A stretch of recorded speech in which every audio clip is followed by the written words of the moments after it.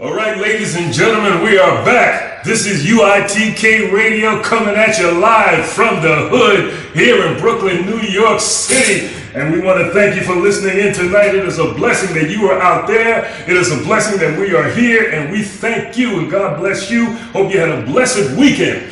Well, we just want to say on this day, the 8th month, and actually the 8th day.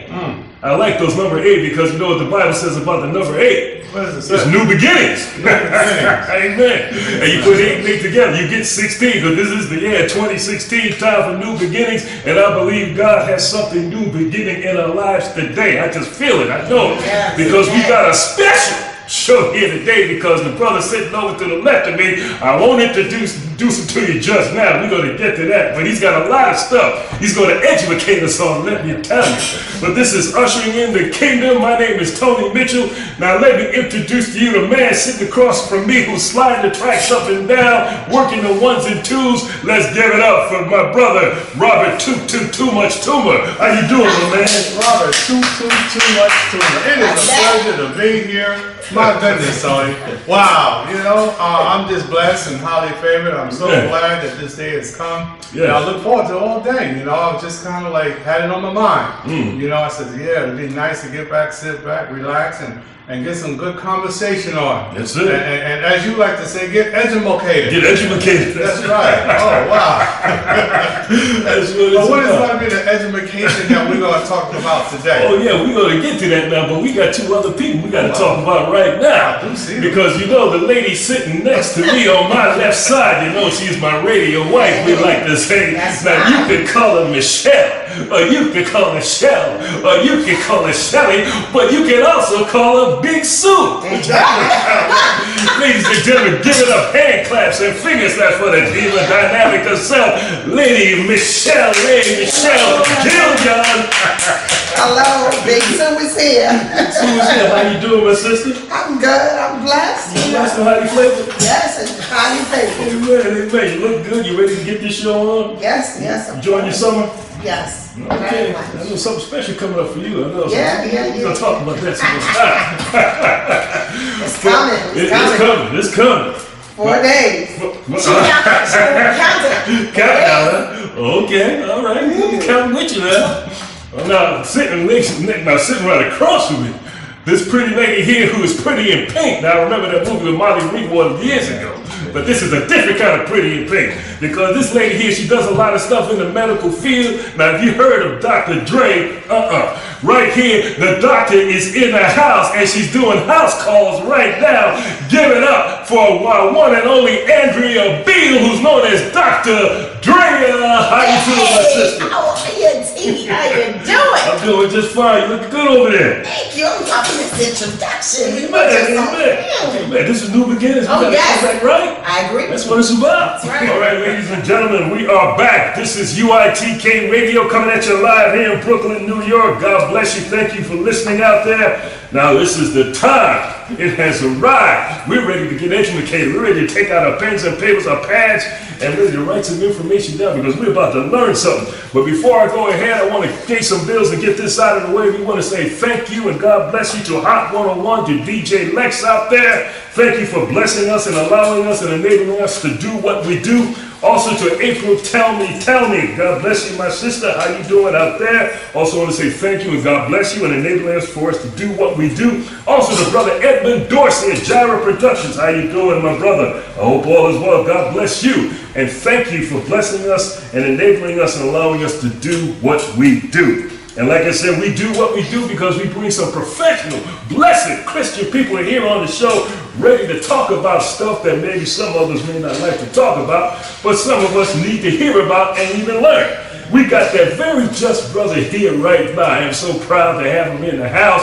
He is my fellow ICB brother. Ooh. Amen. ICB, that's the International Christian Brotherhood. Now, I am going to introduce to you my brother right now, but first I'm going to read off his bio, see if I can do it without giving away his name, because I like to say the name last, give like a big build up there. But this brother, I got to say, he is well versed, chock full of wisdom when it comes down to business dealing within real estate. So let me read some of his bio to you. Here it says, times are tough Your property search shouldn't be. Let me help you solve your problem and find a home that you love. That's what I do. I understand that at times it seems impossible to manage, which is why you should take advantage of every opportunity for help when it makes sense. What I can offer is friendly, honest service, and unmatched real estate experience, and most of all, properties that will meet your expectations. I can save you valuable time, money, and effort. Now my brother, it says here, he is a very special kind of agent who believes that providing outstanding service is the key to success. Yours as a customer and his as an agent with a stellar reputation. He specializes in residential sales of homes, co-ops, condos, as well as apartment rentals and commercial leases. He has always been intrigued by real estate ever since reading The Art of the Deal. Now you know I want to get into that, and I got that book at home as well. Every time I look at that book, I go, But anyway, The Art of the Deal, when he was much younger, so he read that book, and he says, he has happily been in the business since 2011, earning repeat and referral clients who have been overjoyed with the level of service and results he has provided. In the words of his clients, he is a great closer. When I think of the word closer, of course we all know what that means, but there was a movie called Glengarry Glen Ross. That's right. And every actor like myself, we love this and we practice that monologue of that Alec Baldwin had. Love that monologue. For those of you that rent that movie, it's great. Okay? But he is a great closer. Plus, he's bright, honest, efficient, charismatic, and driven. He is a native right here from Brooklyn, New York, and previously worked at several major companies such as American Express, Brown Brothers Harriman, and the Bank of New York Mellon. He focuses on residential and commercial sales and leasing, primarily in Brooklyn and in Manhattan, with a touch of Queens. I like that. Let me be your real estate guide, he says. We will conquer this process together. So ladies and gentlemen, without further ado, hand claps, finger snaps for our good brother, KENDALL VIDAL.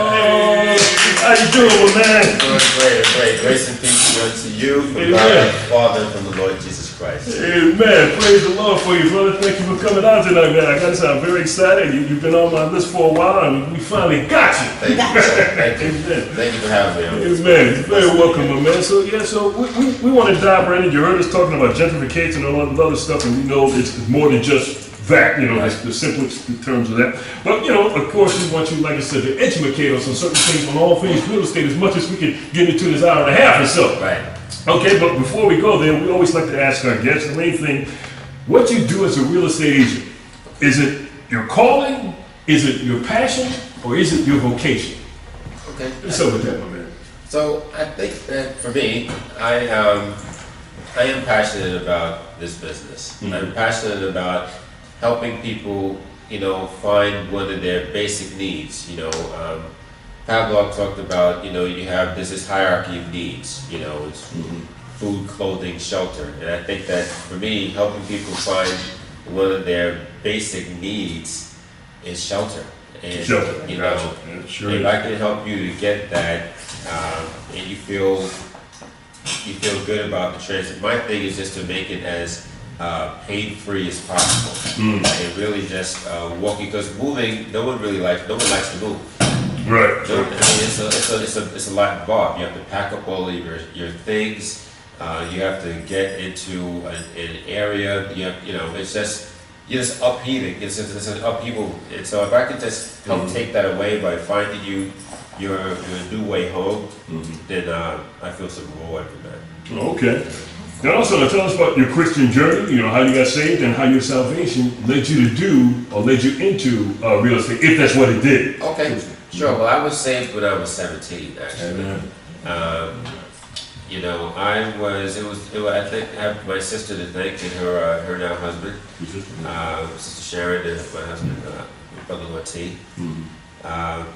I was raised Roman Catholic, so basically the story goes that I was Roman Catholic. I was a good child. I went to church pretty much every Sunday. Oh, okay. That good stuff. But there's a difference for what I had learned as a Roman Catholic than what I now hold near and dear as the Christian walk.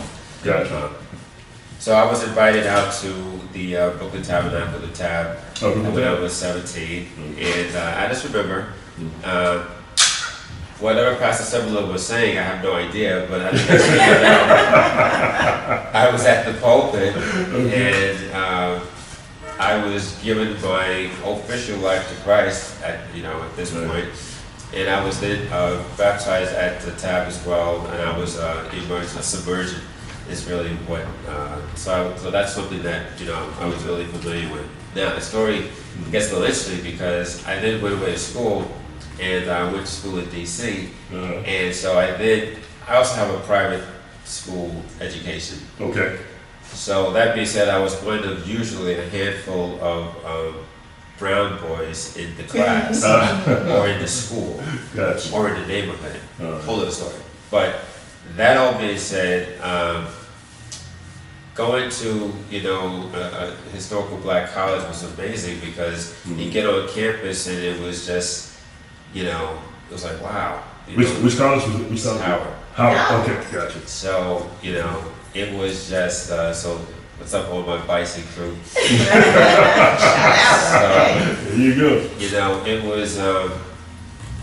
was just an amazing experience. There's just some people that you just meet, and there's some legacy families that you meet that send their kids there, and then there's just other families that you heard about the college that send their kids there, and then you got people all over the world that basically send their kids there. So that all being said, I was kind of ripe for this. I got involved with black consciousness and black, basically black consciousness, I'll say. Okay. And so I was a good target for Nation of Islam doctrine because I had never really been exposed to that. Gotcha.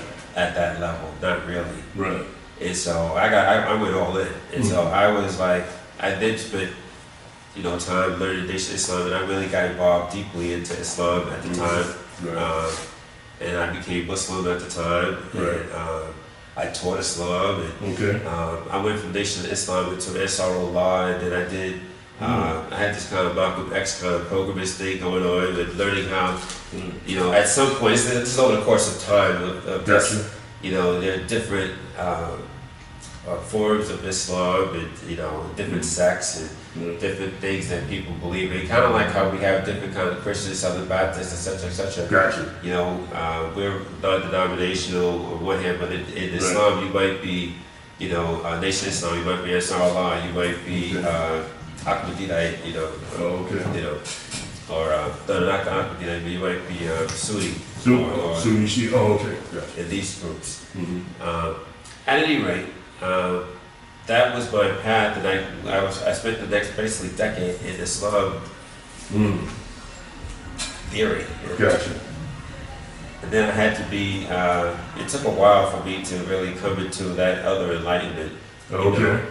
But when it was my time, I think I was ready. I was at an event in Dallas. Actually, it was the weekend of. Lady Di. Lady Di had just passed this weekend, and I was invited out to an event from some brothers I was doing business with at the time, and he told me this Friday, his brother named Glenn Dalley, if you listen, I remember this brother, he told me on that Friday night that I was going to cry on Sunday, and I didn't believe him. Really? And there was this, they went to, and I wasn't really trying to go to church or any of this other stuff. Right. Or anything that related to any of that walk. I just didn't want to hear about it. Right. Because people have a way of just distancing. You become so churchy that you really start to distance people who might need to hear from you. You need to hear the information that we need to approach people a certain way. And so you don't want to turn them off by being too aggressive with your Christian love. Right. And that's what had happened many times before. But at any rate, Sunday I find myself at the altar one more time. One more time. This time, really fully rededicating my life to Christ. Did you cry on that Sunday? That was it. That was it. That was when I knew that I was done, because I not only cried, I did that ugly cry, that like that boo-hoo Money, no, like not like the whale, Oh, wow. and just all in, and just full out. And it was amazing, and I didn't expect it at all. Amen. At all. I prayed to the Lord. I said, Lord, if this is real, if this is genuine, then you're going to have to help me to find a master teacher to help me to unlearn everything that I had learned in Islam, the way I learned in Christian walk. I learned things in Islam, like we studied the Bible and the Quran. I learned different languages. I learned I had Arabic class. So we learned a lot of different things, and I needed to have it. So I found, at the time I was going to Archbishop William McKinley was my spiritual father from Elam International Fellowship down on class in Portland. So shout out to Elamites. But that was really, yes, I know the church. Yeah. that was really where I got my Christian foundation. But I used to listen to Pastor Bernard every day on 570. So I had the best of both worlds. And so when he passed, I he passed in 2008. 2008. Oh, okay. And I had served in that church a very long time. So I was kind of in limbo.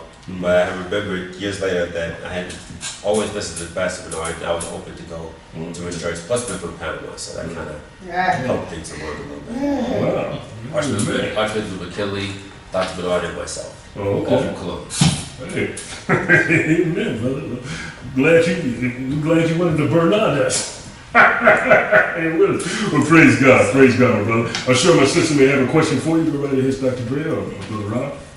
Well, I was just taking so much in how you were able to transition from out of Islam, because I know that it's a very involved religion, if you will, and I know some brothers in the past, once they got into it, their mindset changed and their attitude changed, and I don't know that much about it, but I can imagine once you take on this particular God of that faith, it's a different mindset towards the world. It is. And I don't see folks coming out of that too readily, because they have their own reward system, their own reasons for being there, and their own belief that is the last prophet, I believe, and that's the way, the last word that was spoken, that one should go, if that's what you believe, So, if you want me to chime in there. Yeah, sure if you will. Okay. So my thought is that the one thing that people, first of all, for me, I've always sought to have my own walk with God. Okay. That is the big thing I think that needs to happen, because people always used to ask me to talk to this person and that person in Islam because they want to help them out, and I say, I have no problem with that. But the one thing they need to know is, are they in Islam for God, or are they in Islam to find God, or are you in Islam for the culture? Because if you're in Islam for the culture, I can't help you. Right. Because you are sucked into the culture, and it's a whole other thing. But if you're trying to find God, God will find you. He'll make a way to find you. You understand what I mean? Right. So you can't escape if you are chosen before. If you're one of His chosen, it doesn't matter. Right. He will get to you. So that's the thing. So for me, I've always had, even in Islam, I used to do things that people in my sect wasn't doing. I'd go out in the middle. It's a long story, but I had given up all my worldly possessions at one point. I moved to Atlanta. I lived in the field. I lived on a floor with 17 other people. Really, I lived in like a community setting. Right. It was. So I remember, but I would go out into the middle of this park, and there was this red earth. And you only have it really in Atlanta and in like places like Arizona and places like that. And I would just walk on the red earth, just barefoot, just be with the Lord, just be one at night, meeting like two other brothers that were really into this stuff and really just trying to commune with our Creator. You know. But tell me, I have one more question. Okay. In my community, there are a lot of Muslims, people of that culture, and they have the beards and the white, Yeah. gowns and whatnot. And, this is a large community. I live in Flushing area. And so when I get on the elevator sometimes, I get on with 5 Muslim men, and they have the oils on and they got the beads and they're praying. And, we all kind of look at each other, or they all kind of look at me, because I'm the obvious Christian on the elevator. And we just kind of have that quiet little moment as we go on the elevator, and I'm like, okay, once I make it to my floor, everything is good. But it's like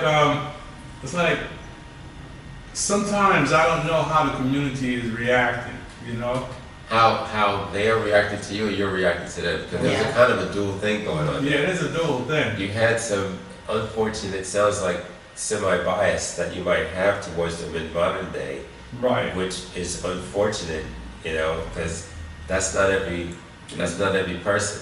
Right. And I think the media, in my opinion, has done a good job of, creating that level of fear for individuals. Because you mentioned that, you said, as long as I get to my floor, okay. But see, that's not every person. That's not every Right, person. right. It's not. Some of the people that were involved in the negativity, they might have been kidnapped as children. We don't know the whole story. Exactly. They might have been snatched and put in some kind of camp and you're basically what's the word? Brainwashed Right. into thinking that what you're doing is correct Exactly. from a child. Mm-hmm. And so by the time you get 19, 20, this is all you know. You Right. think that if you do said act, you're gonna die and get 1,000 virgins because that's what you think. That's what you've been taught. Right. And it's not necessarily. That's not everybody. That's one sect. Okay. But it's one sect, and then there's different offshoots of that. I was just listening to you, and it's like you had a thirst for knowledge. You were thirst for the word, but the transition when you made the decision you were no longer going to do. I'm just no longer to be a Muslim. Like that, just out of nowhere, you decided. Okay, so the short story is there was a group of women apparently that were praying for me every day for at least a decade. They literally prayed for me every day. Okay. They prayed for me literally every day for about a decade. Wow. And Your mama and your grandmama? no, these women I didn't really know. Oh, okay. And they were, when I met them finally after I was saved and whatnot, God said these women knew me. It was crazy. And, but I had never met them before. But they knew things that was just like, I remember, I don't think they were in, where was she from? Blanca and the rest of these guys, they were from the Caribbean and other places. And when she saw me, she was just like so happy. It was just unbelievable. It was crazy. It was just a phenomenal meeting. But yeah, it was really them. They prayed me into this. And so and my sisters and my family. They prayed you into Christianity, or They prayed for me. Prayer changes things. Oh, absolutely. But I don't think that backdrop is, so, my question was, what turned you away from the Muslim faith? Right, exactly. Because my husband used to be a Muslim, and he articulated to me, what's the man's name? Farrakhan. He said it was something that happened in that era. But he knew from 9 that God has called him, Right. chose him. so for me, So he got into that because he just got into a faith. And like I was in NOI, I have no problems with, but I still got some people in NOI now. But I don't have a problem with the minister at all. It wasn't anything that he did. I just got in. I got into NOI. I knew that doctrine. I knew the mathematics and all that good stuff.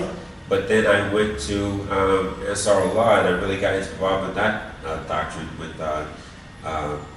what we called him at the time was Rabboni Yeshua or Dr. Bid York, it was another name, or it was basically the guys in Bushwick. That's why I was a part of that Uh-huh. deep. So, Okay. and nothing really turned me from it per se. It was Well, if you was Muslim and then now you're a Christian, there's something that made you went to becoming a Christian. I know that. well, I was already a Christian. That's the thing. See, for me, Christianity. the Lord blessed me in the fact that I got saved at 17 before, so I was kind of prodigal. I already had all the good background. stuff, and I was already saved. So the Lord was walking with me. I just wasn't walking with Him. Okay. So, I already was saved. Mm-hmm. It's just that when I went into Islam, it's just like that same prodigal guy. He really had all the stuff that the father really had. He just wanted to experience his own thing. So when he left his home, he just went out into the world, but he already had it because he was already. And then so when he came back, it wasn't like he was coming back from anything. He already had it. Yeah, I also think that when people change their faith, it's most of the time it's for a reason, because I was a Catholic and I can tell you why I no longer wanted to follow a Catholic faith. Right. And then I went into I was born and my mother was into the Baptist faith. I can tell you why I didn't want to be a part of the Baptist faith. I just wanted to be a Christian where I can learn the Bible, how Jesus walked. Well, let me That's say this it. to you. So there's something that triggers it that Yeah. you, not saying they did anything wrong to you, No. but Okay. So there's something that triggers it, else you would still be a Muslim. so there was an occasion. Okay, see? Fine. Okay. Good pulling. Yeah. So there was an occasion. I had moved into Atlanta, and I was living in a community, sleeping on the floor, 17 other people, and I'm thinking that, what is this really it? And I had given up, like I said, I was in corporate, and I had given up all this, and I made more. Money's not, Right. but the reality is I had made more than most people at that place could. I understand. Oh, that's great. Yeah. So I was one of these different individuals that was really seeking God, didn't know how to do it. So there was one occasion, at some point during my time there, I need to go on a spiritual walk.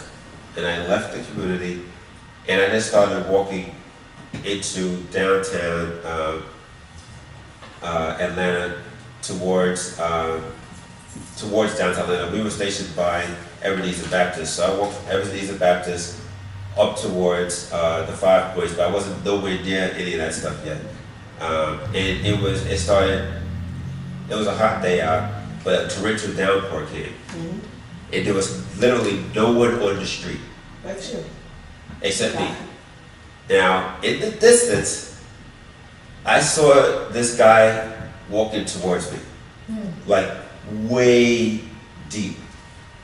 And I said to myself and to God, I guess, like, if I could just sell this brother the books and tapes, we were selling books and tapes and oils that I had at the time, I was going to use that money to leave the community and go back home.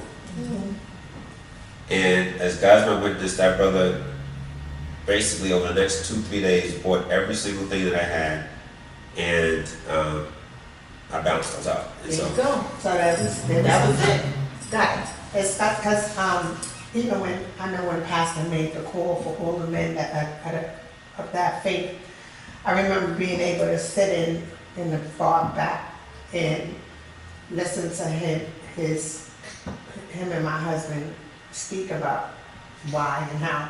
And my husband, he was 9, but he said that's the first time he heard God's voice. So at 9, he stopped eating pork and he decided, I'm gonna be a Muslim, because that's what he knew. Nobody in his family was in church or whatever. So that's what he geared to. But he loved the faith because the discipline and the things that he got from it, he still walks with it. Because I tell him all the time, you still act like a Muslim, you still act that way. Right. I told Pastor yesterday, they all still act that way. Y'all, it's just something that faith structure men, that you can see it. I think The that confidence, for us, and this is why I just want to get, that's why for me, coming to this particular church, which is Christian Culture Center, Mm-hmm. was important Yeah. because they have the International Christian Brotherhood. Absolutely. And there were two reasons why I came to the church. It was for the children's ministry. I have two lovely girls, Hillary and Emily, and I have my men's ministry, which is the ICB. International Christian Brotherhood. ICB all day. Ooh. And me, when I first went to graduation of my husband at the ICB, all I saw was Right. Falcon. I was like, listen, Right. man, But that's that right. is indeed, I think, that we have Yeah. as men for structure. Mhm. And, Pastor is brilliant because he understood that. And he knew that we needed a Christian walk because he was in NOI, so he Yeah, so he understands. understands, and And he has so that background as He well. totally understood. And so when he formed this thing, it was phenomenal. I just didn't have I had never seen any formal men's group like this. Yeah. It was unbelievable. It's amazing. It's crazy. Yes. But that's what I'm saying. So it really is important that I wanted to get that out. No, I appreciate that. So you had to bring me back a little bit. She was like, And my husband said the Right. same thing. He said when I wanted to go to church, I went to a couple places, and he said the same thing. He said, you could go search, and he wouldn't get up and go with me and the kids. He said, but there's one church I want you to try, and if you go there, Right. I'll go there. And if you don't like it, we don't have to go back, and I'll go wherever you want. But he was so confident that I would like it. Right. I went and we never looked back. Yeah. But that's where, I see a lot, and I know a lot of men that was Nation of Islam and no longer are, but they still walk with that discipline and that structure of that you can tell. You Right. can tell from a mile away. Absolutely, because it's a phenomenal thing.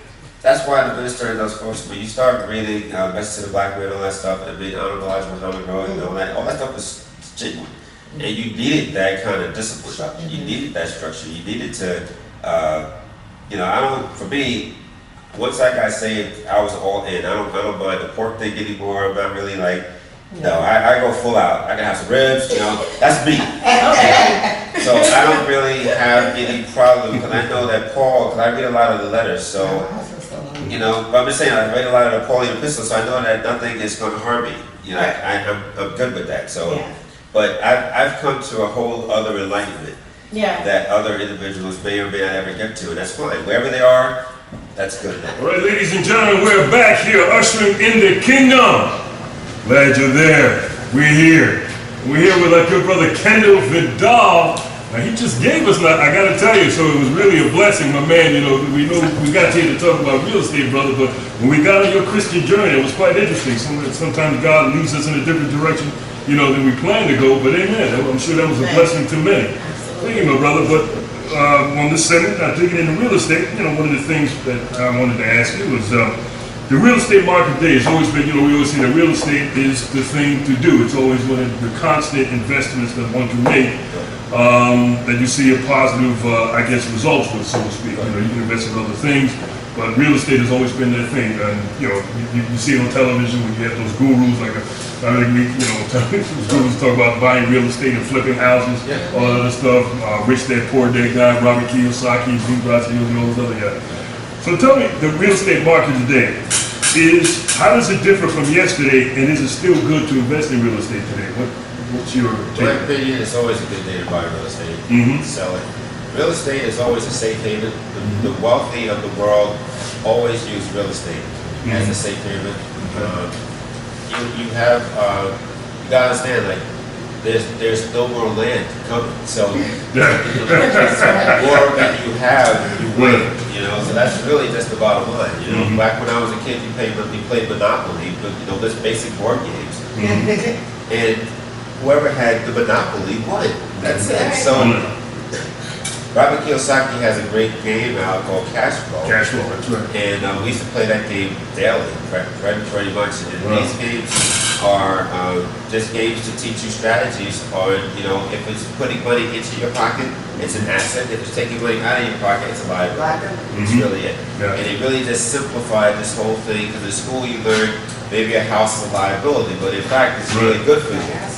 So you really gotta learn a lot of the things you might learn in accounting. You might have to like kind of just unlearn it and really apply it in terms, is it putting money in my pocket? Okay, it's really good. It's not a bad thing. So I think that the real estate market is still good to do. Interest rates right now are the lowest in history. We are in an interesting time currently, being August the 8th, 8/8/16, good numbers. But you know, we're kind of like a couple of months out from some elections, so I know that people are still kind of wondering what's going to go on with that. At the end of the day, it's always going to be, you know, good times. Oh, okay. Now, the thing is, buying up now, one of the other things when they ask you, like, okay, like when Obama came in office in 2008, big, went into a recession. And I would say, a lot of people said what contributed to that because of Fannie Mae, Freddie Mac, and all that stuff. What's your take on that, so to speak, and how the economy has bounced back, so to speak, under Obama? Yeah, nothing happens in the short term. So what I mean by that is, you know, when the president came in office, there were things that had been set up from years prior that led up to things. Okay. And so the president was the unfortunate beneficiary of an unstable economy.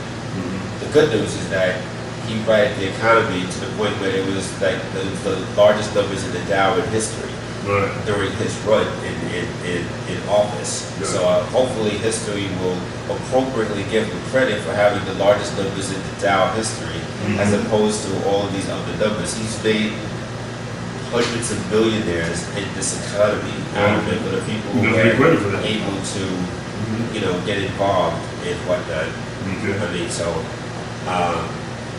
yeah, it was actually because, you know, Fannie Mae, the Fannie Mae, Freddie Mac, and all that, the subprime market. Just real quick on that, people were looking to buy homes. They were looking to get a part of it, and I wasn't in real estate at the time. This is just my observation as an analyst. They were just looking to get involved in the quote-unquote American dream. The American dream was that you own a home, you have a white picket fence and a little dog, maybe a family. But in any way you could do it, you were going to try to do it. And so because we, as you know, I'm an African American / Hispanic American, whatever, you know, black male in the United States, most of us don't have the financial education that's necessary to win big in the world. And that's the financial education. You need financial education.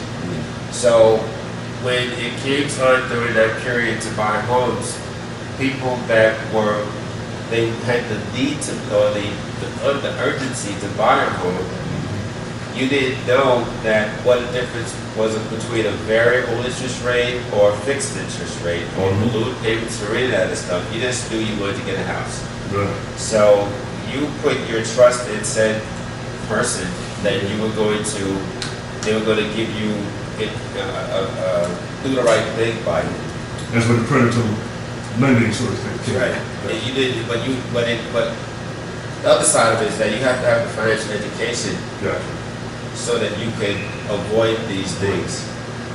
But at that point, people did not have the financial education. They got caught up in this market. And subprime was basically the folks who had poor credit scores. They were giving them an opportunity to get a house, which is a good thing.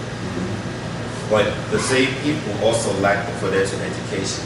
So your rates were much higher and variable. So at some point, in the first 2 years, you might not necessarily see, but everything compounds. And so compounding laws are basically, you know, a whole different thing. By year 5, your mortgage, which might, this is just hypothetical speaking, but say your mortgage was say $1,500 at one point, now it's $5,000 a year, you know, and you can't afford that because you just can't afford it. And so you're now forced to, you try to short it, maybe.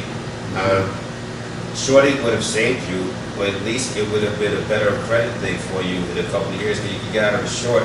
It's only, I think, in 2 to 3 years, it's better as opposed to a foreclosure, which I think was 7. Okay. So, you know, but a lot of people, they don't understand that. It's better to short, if you can, than to foreclose. Now explain what that is. Yeah, short The sale. quick version of short sale is that you are basically almost underwater, what have you can't make your payments, and you need to get someone to purchase your debt from you without you going into foreclosure, basically. Okay. You're shorting it. You basically don't make no money on the house. Well, your goal is not to make money at this point. It's to not go into foreclosure. You're trying not to go into foreclosure, and so yeah, you're not trying to come out.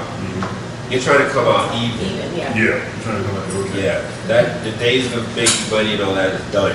Now Yeah. you're trying to just come out even.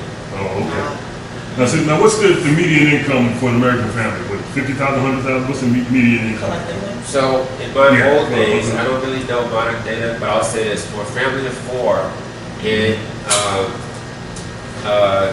certain areas of Brooklyn, even. Okay. Well, okay. There was a time when it was 34,000, I think, in certain neighborhoods in Brooklyn for a family of four. Okay. Certain zip codes, it's tough. Really good. For a like if- family of four Okay. in a couple of the neighborhoods that we existed, it's $34,000. Wow. Whereas in other neighborhoods, in other zip codes like that are closer to the water, like downtown Brooklyn, Right. or downtown Astoria, or actually Long Island City, or anything along the water, any of that zone 1 stuff is higher Okay. monies. Gotcha. So your income is about, say, a 6-figure income. Gotcha. So that's a lot. It's a big differential. Yeah. It's a lot also. Like usually in my old numbers, you know, black people. Well, let's just change it. Usually the average age for a white person years ago to buy a home is, what do you think? The average age? 18, 20. I was gonna say 40. 20. 27 27. years old was the average age for your first time homeowner when you are Caucasian white person. Okay. Yeah.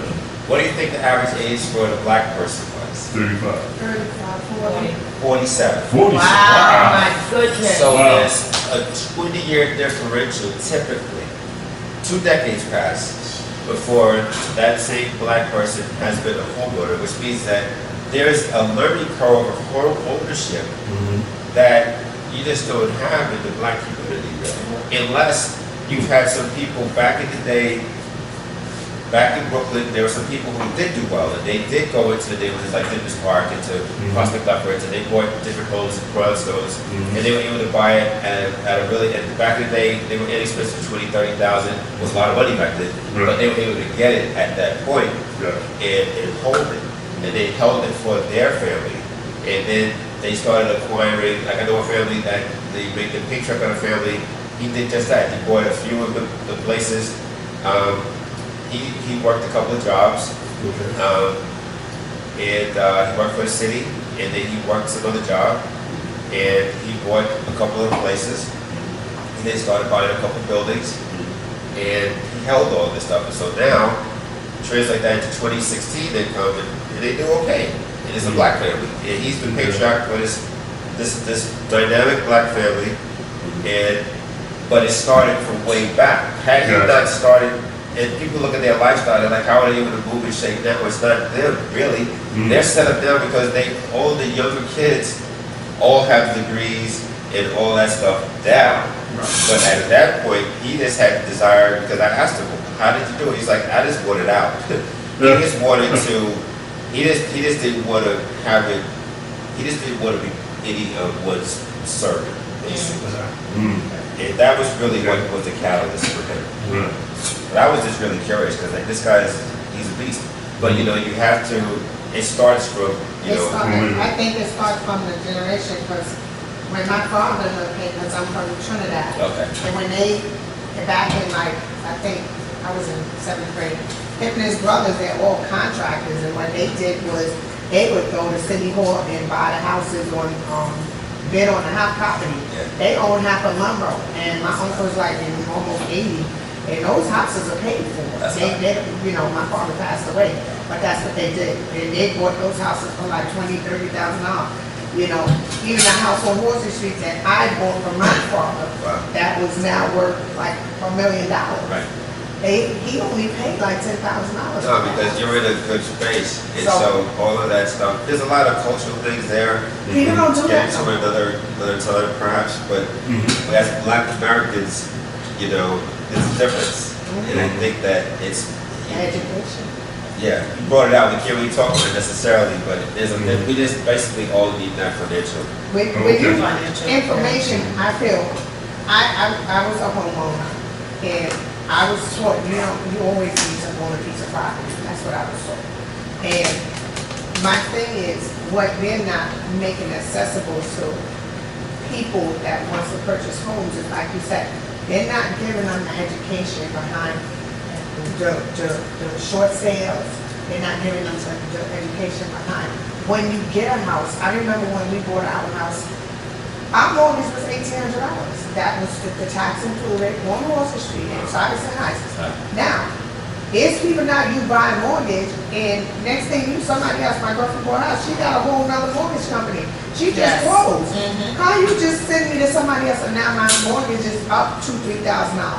I'm not, I told my husband, I want to buy another house, but I'm doing it the smart way. I am not going to give somebody $3,000 a month for a house. So let me say this. So for just a real quick thing is the financial aspect of it. You can sell debt. So I can sell that debt and make money off of it, and I can, you know. So there's a whole financial transaction that's going on selling debt. Selling debt's a good thing if you have the means for it. Yeah. So I could buy that debt and make a lot of money from it, and that's a good thing if you have the means for it. But most of us don't play in that ballpark of buying debt and even know what that means. That basically means I'm taking someone's note and I can purchase, or I can sell that debt to a smaller collection company, or they can sell it to another person. Okay. So they don't want to hold that note. They might buy that debt for a day and sell it that same day. Yeah. And so you just make it Just sort of do that. float. It's just you just want that short term so you can just do whatever you do. But there's a lot of transactions but that's all financial intelligence. I think one of the things, the books that we kind of mentioned was Rich Dad Poor Dad. Yeah, give us resources. Books that I like. We talked about Art of the Deal. Real quick, I read that when I was a teenager. I thought that at the time I liked the story of what it meant, which was the possibility of coming from not humble beginnings by any stretch, but coming from Brooklyn, Queens, and taking on Manhattan. And really just, you know, just that, you know, just against all odds, because, you know, that wasn't something that you did. You stayed in your little lane. You stayed in Brooklyn and Queens, and they were doing fine in Brooklyn and Queens. And Manhattan was just like, oh, that's for them. And so when he decided to do it, it was like, you know, it was impressive. So that's what, and I read this at a time when it was really just, you know, so that was that short story. Why that was such an important book for me about the But possibilities. those were two, I mean, of course, you know, that's Donald Trump's. Right. Yeah. What would you say to someone that's looking like to purchase a home now, and how far in advance would you say you would tell somebody to start looking at houses? And would you say you get a pre-approved mortgage Yeah, first? so for me, I look at it a little differently. So if you're renting right now, like say I have a client right now, and her rental is $3,000. I can literally change that and look at her and I say, well, if you're paying $3,000 for this apartment, then we can get a plan. I got her this apartment based on the fact that she was going to purchase next year, because she was saying that, you know, I was like, well, I'll get you this place, but you know, you're going to spend $40,000, $36,000 on this apartment, and that's fine. Because she wanted to do it, she had never done it. She moved from Long Island, and anyway, she got her place, and she did that. But that same mortgage, that same house at $3,000, what does that mean in terms of mortgage?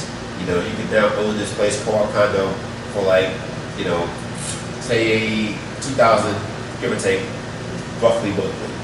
You know, but the maintenance is like $2,500, something like that. You're paying less on the mortgage than you were paying on doing the rental. So yes, pre-approvals are great. You need to get pre-approved.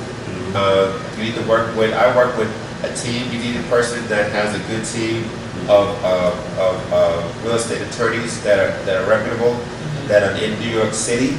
I stress that because you don't necessarily want someone in the, all due respect to my Long Island people, New York City is a special place, and that you need New York City real estate attorneys who understand that market.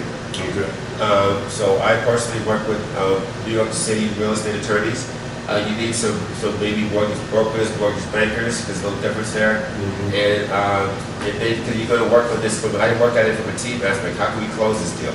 I look at it from the end rather than the beginning. It doesn't matter if you don't have pre-approved. I really can't work with you because I don't know what I'm dealing with. Yeah. You know, it doesn't make sense for you to go and look at some apartment or some home when you can't even afford to buy it. It's basically a waste of time. Well, tell me, like, how do we deal with banks? What do banks specifically look for to qualify? So the What's first a thing, home buyer, like a first-time home buyer, or you know? I would recommend that if you work with a bank, if you have good credibility with your bank, they're gonna lend you some money. You know, but If your credit's good. Your credit's good, but that's the first line of resource typically. Right. Like if you're with X, Y, and Z bank and you've been with them for a couple of years, building up, they see you, but they're gonna be more apt to lend you than someone else because there's a history there. It's like a family. Right. You know, so you can go to your own personal bank. You don't have to go outside, go to whoever. You can just stay right there and work with those folks. Okay. You know, and you can work with them. Get the pre-approval. Call me. Okay. So how would one improve their? So when you talk about FICO scores and your credit score, what's one of the best ways to get that done? Real quick, you know, simple things are going to be an improvement on your FICOs. First and foremost, the thing that kills FICOs are your cell phones. Really? Look at that. Straight up. Your cell phones. You don't pay your bills. So, you know, you're late, you're delinquent. And they look at that directly to cell phone companies. No, the cell phone delinquencies directly affect your credit.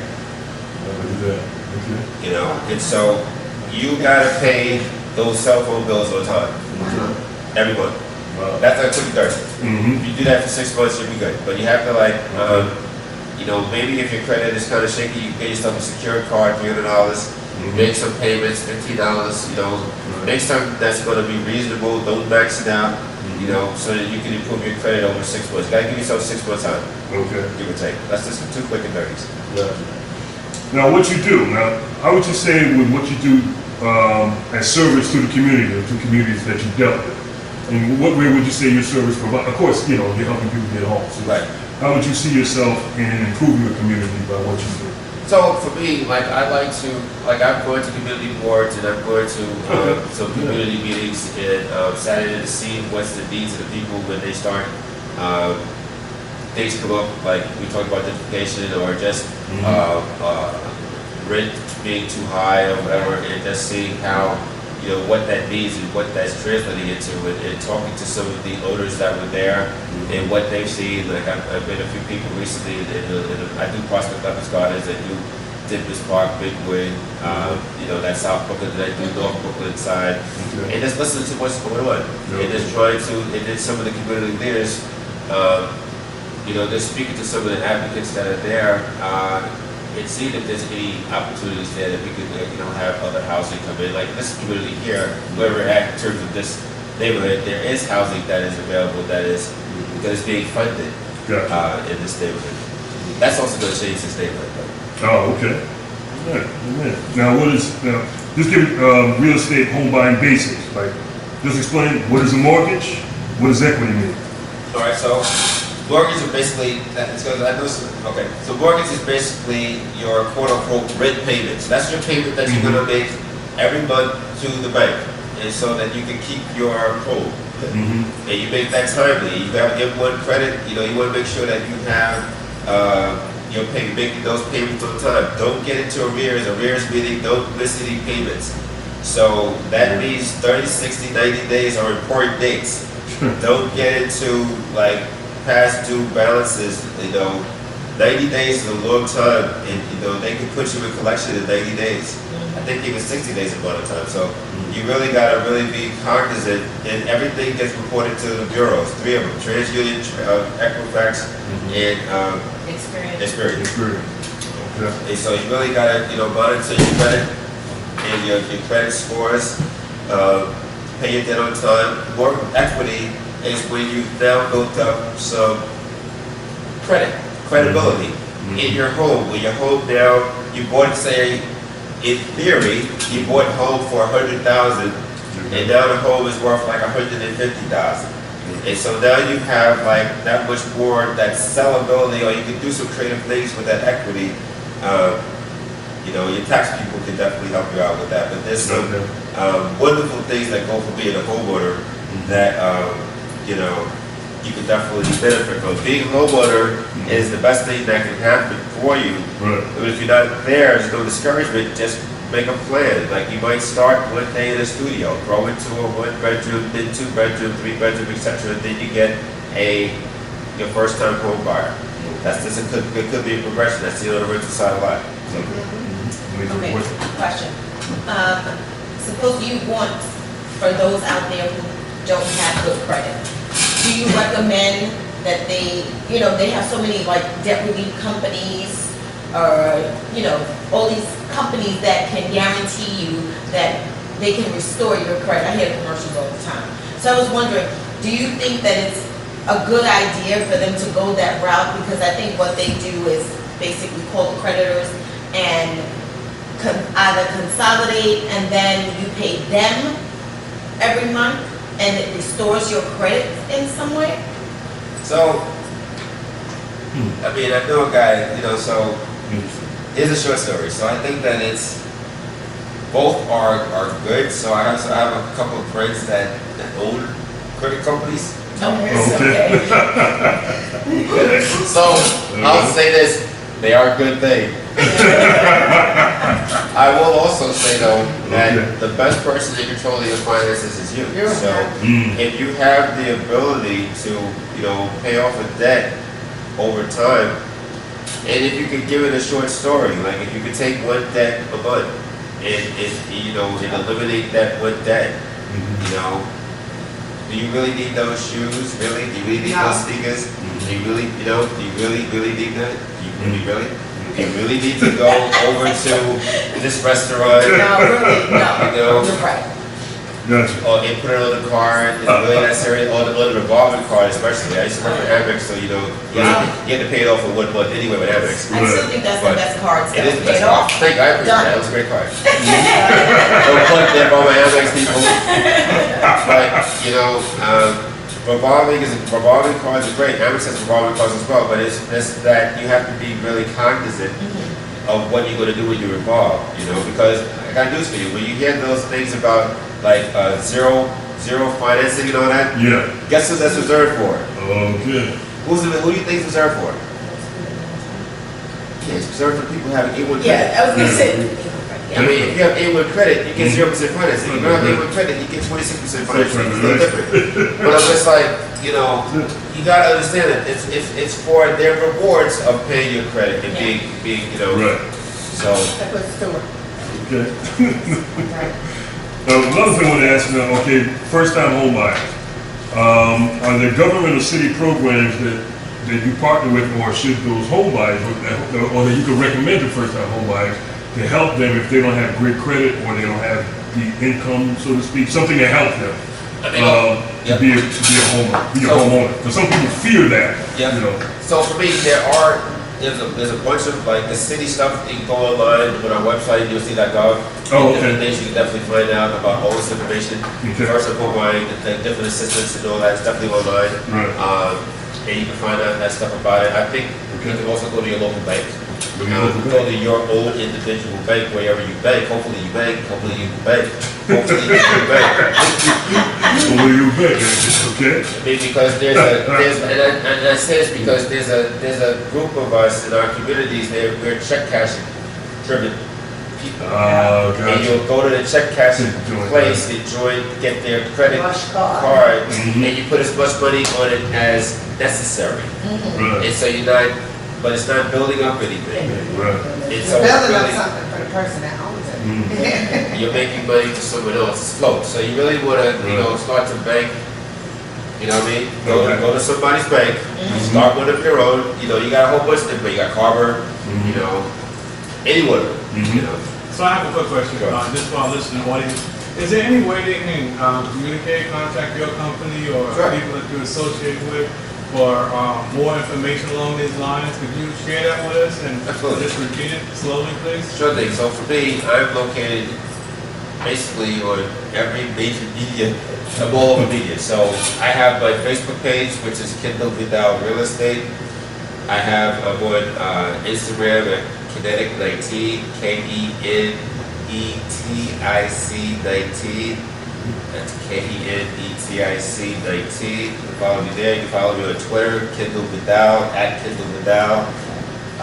My company is City Habitats. We're located at 114 Perry Street, New York City, 10014. My numbers are 917-408-3738. 917-408-3738. You can always email me at kvidal@cityhabitats.com, which is K like kites, V like Victor, I like India, D like David, A like Apple, L like Larry at city, CITI, habitats with an S.com. All right. Excellent. Thank you very Excellent. much. I gather we will have that on our ushering in the kingdom. Yes, we'll post that information. We'll post that Make information. sure Okay. available. Yeah. I'm Definitely. also on LinkedIn, Ken Vidal, at LinkedIn as well. No matter, yeah, because on our Facebook page, I got your email on there, and your city head. Yeah. Oh, So, cool. so they go to our Facebook page, it's right there. There's some more stuff we're gonna put it on our website as well. Yeah, ushering in the kingdom. Okay. And we're wrapping up. Just getting some closing remarks there. So, my brother, any particular message you would say to first-time home buyers who wants to buy a home? Any thing that you would recommend? If they're So, thinking? just real quick, I think that there's the wish list, and then there's the reality. Yes. And I think How that, much, and what is that? How much you can afford? What's the question you put up? well, then there's the pre-qualification, which Right. we need to know what you can actually qualify for, Right. so that when we get said wish list / reality, we have something to work with. Right. Because, everyone wants that Mercedes-Benz, great car, you know? Great car, by the way. You know, but you know, there's nothing wrong with a Hyundai. Nothing wrong with it. Nothing wrong with a Honda. Mm-hmm. Nothing wrong with a Camry or any of the other brands. But sometimes when you go luxury car, Right. you know, you actually have luxury income. There is that. Right. And I think that too many individuals that aspire to have luxury car that have, but not gonna have necessarily, you know, marble bathroom and it'll have some good things. It'll be a nice home. It'll be a home first and foremost, which you can build equity on. And that's the most important thing. That you can sell some home, and I'll represent your sale anyway. So, we'll get you what you want in terms of the price, and make sure that all people are happy and gleeful, and that we move on to your next home. That's right. It's a process. Basically, the bottom line is look at it as a marathon sprint. Read also. Okay. Read Everything's a process. read certain books. I think that for me, I've read a lot of Yeah, recommend books some. that's inspired me just in this real estate industry. It's just intriguing to me. I like Rich Dad Poor Dad. I like the cash flow quadrant. For me, in my opinion, the cash flow quadrant, which is Rich Dad's book 2, Right. So, pretty much set the groundwork for what you need to know. okay. By the time Rich Dad's Guide to Investing came out, he really kind of went into a different, in terms of how to do strategy now. Play the game, play cash flow with your family and friends. Play Monopoly still. That's still a phenomenal game for learning how to do this, to do basic real estate transactions. Read other books that are really inspiring to you. Read your Bible. That's it. But it has everything. It has all of it in there. Ephesians 1 through verses 1 through 11. Okay. Amen. I see some people read. Amen. But that really has it all in there. But then read other books, The Richest Guide to Richest Man in Babylon is a phenomenal book. You have Oh my gosh. The sliding edge. Yes, yes. I like the tipping point. I like, he wrote a book, actually, that same author wrote a book, which was, oh my gosh, what's the name of this book? Anyway, that same author has written several other books that wrote the tipping point. Okay. And there's one that escapes me, but that book was a phenomenal book because he basically described this thing about these 10,000 hours. Described this principle of having 10,000 hours on your book. And I'm still working towards mine in real estate. But once you get to that level, you're really like an expert. You still recommend Art of the Deal? So, Even if you might vote for Hillary? So, in terms of inspiration, I still like the book. I still have my autographed copy, you know, it was still a good read. I think it was still a worthy read. Anything that you could read and get information from is a worthy read. I think that I'm all for what's something recent that I've read. Well, Pastor Bernard's book, I think. I just recently read about a few months back.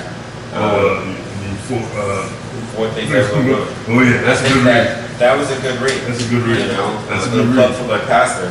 And then my sister and brother-in-law have a new book out, The DNA of Gutsy Leaders, which is a phenomenal book. DNA of Gutsy Leaders? And then that same sister wrote a book on breaking down silos, which is in your workplace, there are these different walls and barriers that are hidden and underlying, and she's describing how to go about tearing it down. She got her doctorate from Cedar Hall a couple of years ago. Amen. So, ladies and gentlemen, you heard it here. I think we've been educated. Absolutely. Got some wisdom and some knowledge here. Absolutely. Gotta turn in that rush card. Pay my cell phone bill on time. Thank you, Karen. Oh man, put my sandals I down. tell you, ladies and gentlemen, hand claps, finger snaps for our good brother, KENDALL. Thank you, my brother. God bless you. Thank you, sir. Yeah, as we go, we're gonna have to ask you to come back and talk about some more things, man. Thank you. Really blessed us tonight, man. Thank you so much. So, ladies and gentlemen, this is Usher in the Kingdom signing off for tonight. Please come back to us next week, same bad time, same bad channel, right here on UITK Radio, UsherInTheKingdom.com or UITK.net. We'll see you next week. God bless you. Bye. Good night. Good night, all.